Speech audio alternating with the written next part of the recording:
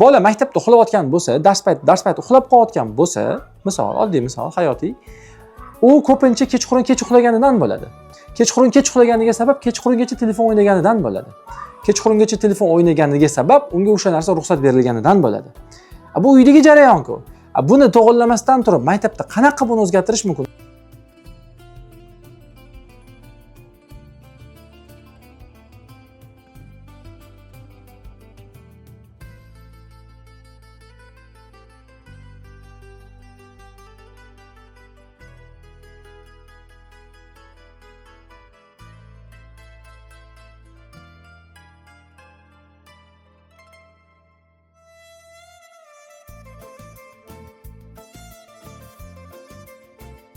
Bola tarbiyasida maktab va ota-onaning roli qanday muvozanatda bo'lishi kerak? Bolani tarbiyasida maktab yordamchi.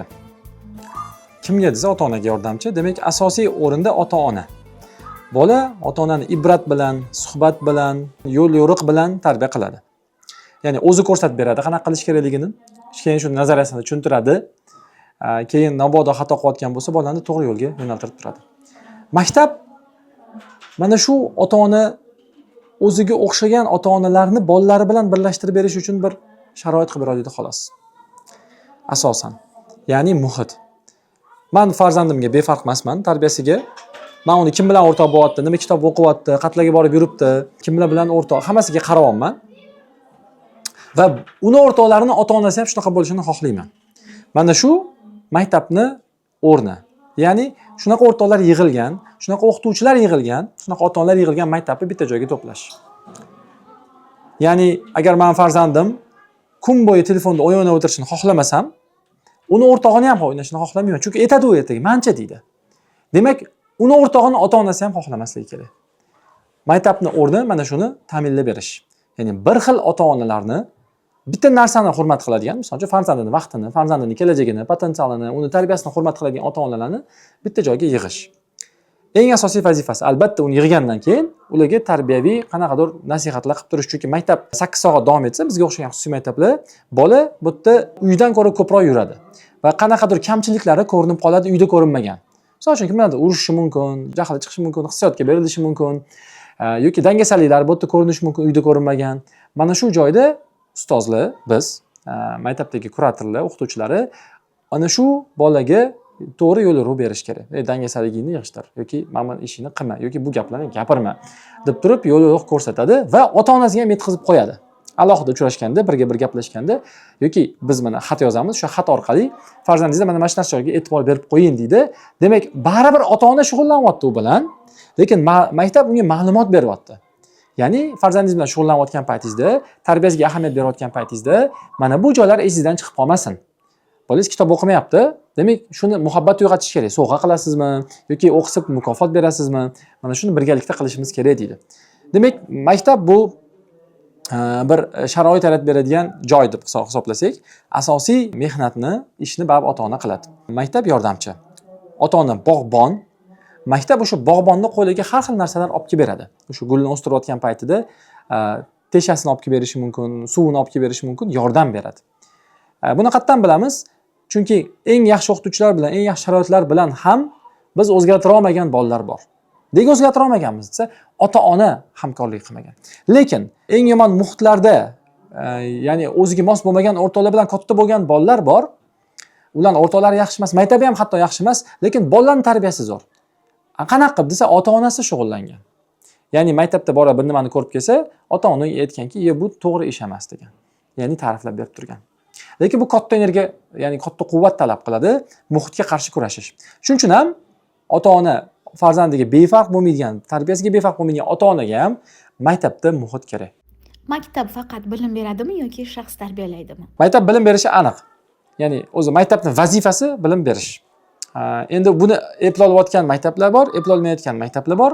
Bu endi boshqa alohida masala. Lekin zotan maktabni o'zini eski birinchi vazifasiga qaytsak, madrasalardan boshlangan bizning o'lkalarimizda va undan oldin ustoz shogird ko'rinishida uyda o'sha aqlli odamlar uyda o'quvchilarni yig'ib turib ta'lim bergan. O'sha tizimga qaytsak, maqsad bilim berish bo'lgan. Lekin bitta holat bor. Bir o'quvchi, bola, maktab o'quvchisi maktabda uzoq payt bitta ustozdan ilm olishni boshlagandan keyin uni hurmat qilishni boshlaydi. Yaxshi ko'rib qolishni boshlaydi. Unga ergashishni boshlaydi. Ta'limda Vygotskyning nazariyasi ham bor. Aynan ergashilib o'rganilish deydi. Ya'ni o'qituvchini hurmat qilib, yaxshi ko'rib, uni aytganini aytgan deyishni boshlaydi. U tarixni o'rgatsa, matematikani o'rgatsa, fizikani o'rgatsa, u o'rgatayotganiga ham nafaqat qaraydi bola, balki uni kiyayotgan kiyimiga ham qarashni boshlaydi. Uni yeyotgan ovqatiga ham qarashni boshlaydi. Uni borayotgan joylariga borgisi kelib qoladi. U o'qiyotgan kitoblarni o'qigisi kelib qoladi. Bu o'z-o'zidan. Boya aytdik, bundan oldingi savol javobida bola kattalarni nusxalash orqali hayotga moslashadi. U madaniyat o'tadi. Va avtoritet olishni boshlagandan keyin o'qituvchi bolani ko'zida o'qituvchim kola ichyapti deb turib, u ham kola ichishni boshlashi mumkin. Bemalol. Chunki yaxshi ko'radi uni. Biz yaxshi ko'rgan insonlarimizni harakatlarini takrorlaymiz. Agar maktab bilim berish vazifasini zo'r uddalasa, shundagina u shaxs tarbiyasini ham uddalashga o'tadi o'z-o'zidan. Chunki bolani shaxsiyati bu uni hislatlarida, xarakteri deylik. Qayerdadir aldaydimi, va'dasini bajaradimi, boshlagan ishini tugatib qo'yadimi, odamni ko'ziga qaraydimi gapirayotganda. Mana shu hammasi shaxsiyatning bir qismi deb bilsak, yaxshi ko'rgan odam bilan o'rganadi, jumladan sayqallanadi bu hislatlar ham. Lekin uni yaxshi ko'rishiga albatta undan nimadir o'rganayotgan bo'lish kerak, unga havas qilish kerak. Shunaqa qilib o'qituvchilar bolalarni tarbiyalashi mumkin. Ya'ni hissa qo'shadi, albatta ota-onaga yordam beradi. Lekin buni sharti bor. Sharti nima desa, bilim berish kerak, zo'r berish kerak. Va berish jarayonida bola yaxshi ko'rish kerak o'qituvchini. Shundagina majburlamasdan, qo'rqitmasdan berilmadan yaxshi ko'rdirib o'qituvchi bilim bersa, shaxs tarbiyalashda ishtirok etishi mumkin. Agar bola mana shu ustozimga havas qilaman deb havas yo'lini tanlasa. Savolga qisqa javob: agar maktab bilim berishni zo'r eplasa, shaxs ham tarbiyalashni boshlaydi. Ota-onaning maktab bilan hamkorligi bola rivojida qanchalik muhim deb o'ylaysiz? Ota-ona bilan maktab hamkorligi bo'lmasa, bolani rivoji bo'lmaydi. Illo bo'lishi mumkin, agarki bola o'ta mustaqil, yuqori sinf bolasi bo'lsa. Taxminan 14-15, balki 16 yoshlar, 8-9, 11 sinflar atrofidagi bola bo'lsa, bu borada bolaga mustaqillik berilgan bo'ladi, odatda bu oilalarda, va bola o'zini taqdirini o'zi hal qiladi, kelayotgan taqdirini. Bu holatda ota-onani biz ko'p bezovta qilmasligimiz mumkin. Lekin agar bola 8-sinfdan kichkina bo'ladigan bo'lsa, odatda bola zo'r ketayotgan bo'lsa ham, orqada qolayotgan bo'lsa ham, ota-ona bilan gaplashib turib, uni uydagi vaziyatini ham nazorat qilib, keyingina bolani rivojlantirish mumkin. Chunki bola maktabda uxlayotgan bo'lsa, dars payt uxlab qolayotgan bo'lsa, misol, oddiy misol, hayotiy, u ko'pincha kechqurun kech uxlaganidan bo'ladi. Kechqurun kech uxlaganiga sabab kechqurungacha telefon o'ynaganidan bo'ladi. Kechqurungacha telefon o'ynaganiga sabab unga o'sha narsa ruxsat berilganidan bo'ladi. Bu uydagi jarayon-ku. Buni to'g'rilamasdan turib, maktabda qanaqa buni o'zgartirish mumkin? U darsda bu nimani o'rgataman, bilim berib turib, men bilim bersam, o'qituvchi bilim bersa, bola unga o'rganib, o'qituvchisini havas qilib, yaxshi ko'rib qolib, keyin uni tarbiyalashdan ham o'tish kerak, to'g'rimi? Lekin bola bilim olmayapti. Nega? Chunki darsda uxlab o'tiribdi, chunki kechasi uxlamagan, chunki kechasi telefon ishlatgan, chunki unga ruxsat berilgan. Ya'ni bitta misol bu. Bunaqa misollar ko'p. Qanaqa qilib ota-onani chaqirib, "Voy, mana shuni iltimos, o'zini xonasiga kompyuter qo'yib bermaylar, o'zi telefon 12 dan keyin ishlashga ruxsat bermaylar, undan keyin hattoki Wi-Fi o'chsin iltimos soat 9 dan keyin" deb hamkorlik bo'lmagunicha bolada rivojlanish bo'lmaydi. Yoki zo'r kuchli ketayotgan bolalarni ham olishimiz mumkin. Bu bola kuchli. Bu bolaga olimpiadaga olib chiqish kerak, respublikaga olib chiqish kerak, boshqa davlatlarga olib borish kerak, Malayziyaga borish kerak, Amerikaga borish kerak. Iltimos, pul tiking, vaqt bering unga, boshqa vazifalardan bo'shatib turing. Bolangizni ancha zehni zo'r, qobiliyati zo'r. Uydagi qaysidir vazifalardan bo'shab tursin, chunki bu yertaga katta xizmat qiladigan bola chiqadi. Deyish uchun ham ota-onani, bolani maktabni hamkorligi kerak. Siz maktab ochgan mutaxassis sifatida yaxshi maktabni boshqalardan ajratib turadigan eng muhim mezon nima? Xo'p, bir maktabni yaxshi deyish uchun uni vazifasini bilishimiz kerak-da. Boya gaplashdik, maktab vazifasi bilim berish. Demak, yaxshi maktab bolaga bilim beradigan maktabda. Endi faqat bittasini hisobga olishimiz kerak. Bilim nimaga beriladi desa, bola shu bitirgandan keyin jamiyatga, hayotga foydasi tegadigan odam bo'lish kerak-da. Va bu mana shu foydasi tegish degan joyi o'zgarib turadi doim. 100 yil oldin boshqacha odamning foydasi tegan bo'lsa, 500 yil oldin umuman boshqacha odamning foydasi tegan. Misol uchun dalada ishlaydigan odam foydali bo'lgan bo'lishi mumkin 100 yil oldin. Hozir boshqacha odam ko'proq kerak bo'lishi mumkin bizga. Demak, foydali bilim beradigan maktab yaxshi maktab bo'ladi. buni bermaydigan bilan yaxshi maktab bo'lmaydi.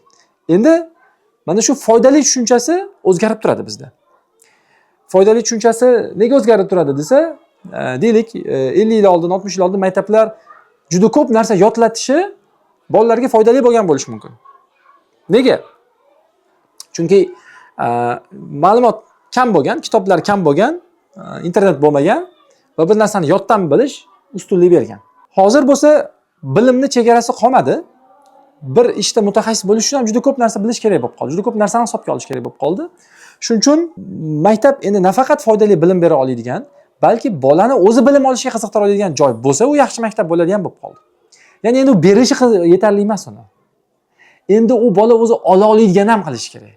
Nafaqat ola oladigan qilish kerak, qidiradigan qilish kerak. Ya buni yana ham qisqartirsak, bilimga muhabbatli o'quvchilarni chiqaradigan maktab bo'lsa agar, shunda u o'zi bilim maktab berib oladi ham bilimni, bermasa bola o'zi oladi ham. Demak, yaxshi maktab bu bolani bilimga muhabbatli qiladigan maktab. Universitetga kirgizadigan emas, sertifikat oldiradigan emas, bilimli qiladigan ham emas. Chunki mayli siz nimadirlar qildingiz deb bolani bilimli qildingiz. Tasavvur qilaylik.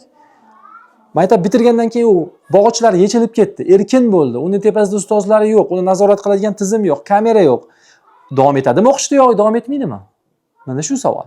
Ilm olishda, ilm qidirishda, izlanishda u davom etsa, maktab yutuqqa erishibdi. Chunki u izlansa, u bolasini ham shunaqa qiladi. O'zini xodimlarga ham ertaga majbur. Ya'ni u shu narsani trendga aylantiradi atrofida. Agar uni shunchaki bilimli qilgan bo'lsak, biz mana shu bolani o'zidagina to'xtabmiz va shu joyidagina to'xtabmiz. Chunki endi u kitob qo'liga olmaydi.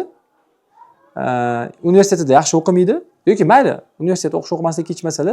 Nima ishda, nima sohani boshlasa ham izlanmaydi, bilimni yaxshi ko'rmaydi, foydali bilimni yaxshi ko'rmaydi. Natijada bo'ldi, shu bergan narsamizni ham yo'qotadi. Bir odamga uyqu berdim deb yaxshilik qilyapsizda, 5 yildan keyin qaytib kelsangiz, uy buzilib ketgan. Yaxshilik qayerda qoldi? Masala demak, biz bitiruvchilarimizni yaxshi maktab bo'lmoqchi bo'lsak, bitiruvchilarimiz ilm olishga qiziqadigan bolalar bo'lib chiqish kerak. O'zi xohlaydigan bo'lib chiqish kerak. Avtodidakt deydi buni otini. O'shanda biz yutuqqa erishgan bo'lamiz. Buni qanaqa qilish? Endi bu alohida masala. Maktablar buni qanaqa qila oladi desa, alohida masala. Lekin uni tepasida turgan odamlar, ustozlar va asoschilar, maktab egalari o'zi shunaqa bo'lmasa, uni qilib iloji yo'q. Ya'ni kichkinaroq ma'lumot. Lekin qanaqa qilishni o'zi bu katta masala, chunki bu anchadan beri juda ko'p universitetlar va maktablar harakat qilib javobini haligacha oxirigacha topa olmagan savol.